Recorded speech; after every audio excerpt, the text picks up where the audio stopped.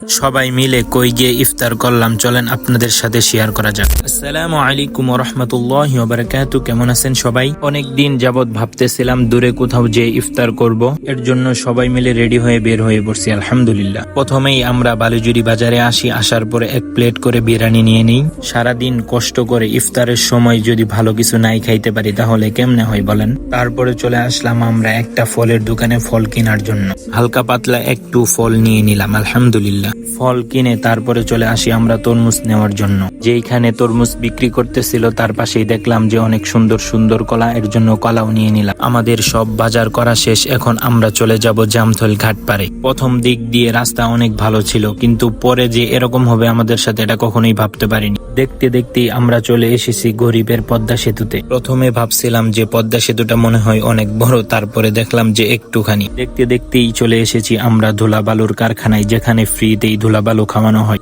মূলত এইটা কি চতুর সাইড দিয়ে দেওয়ালের বেড়া দেওয়া? আমি তো মনে করছি এইটা জেলখানা। মূলত ভিতরে কি আমাকে একটু কমেন্ট করে জানাবেন সবাই। দেখতে দেখতেই আমরা চলে এসেছি জামথল ঘাট পারে। কি আর বলবো, যাই একবার ওই জায়গায় যাবে আর কখনো ওই জায়গায় যাইতে চাইবে না। এত পরিমাণ রাস্তা ভাঙ্গা, এটা বলে বোঝানোর মতো না। কিন্তু যাওয়ার পরে এত সুন্দর একটা দৃশ্য দেখে মন মুগ্ধ হয়ে গেল। যারা এখনো আমার ইউটিউব চ্যানেলটি সাবস্ক্রাইব করেননি তাড়াতাড়ি সাবস্ক্রাইব করে দেন। আমরা অনেক আগিয়ে গিয়েছিলাম, এর জন্যই কিছুক্ষণ বসেছিলাম। ইফতারের আধা ঘন্টা আগে ফলমূল কাটা শুরু করে দেয়। এই দিক দিয়ে ফলমূল কাটতেছে আর একটু পরে পরেই দেখলাম যে নৌকা যাইতেছে বারবার। এটা দেখার পরে মনের ভিতরে এমনিতেই শান্তি চলে এসেছে। দেখতে দেখতে আমাদের সব ফলমূল কাটা শেষ, এখন আমাদের সবকিছু রেডি করতে হবে। আপনারা চাইলে আসতে পারেন, কিন্তু রাস্তাটা অনেক খারাপ, ভেবে চিন্তে আসবেন। প্রথমে আমরা সবাই মিলে পরামর্শ করছিলাম বাইকে করে যাব, কিন্তু দেশের ভিতরে যে পরিমাণে তেলের সংকট বাড়ছে এর জন্য কেউ বাইকে করে আসতে চায়নি। তারপরে আমরা চলে এসেছি অটো নিয়ে। দেখতে দেখতেই প্রায় ইফতারের সময় হয়ে গিয়েছে, এর জন্যই দোয়া করে ইফতার করে নিলাম। আলহামদুলিল্লাহ,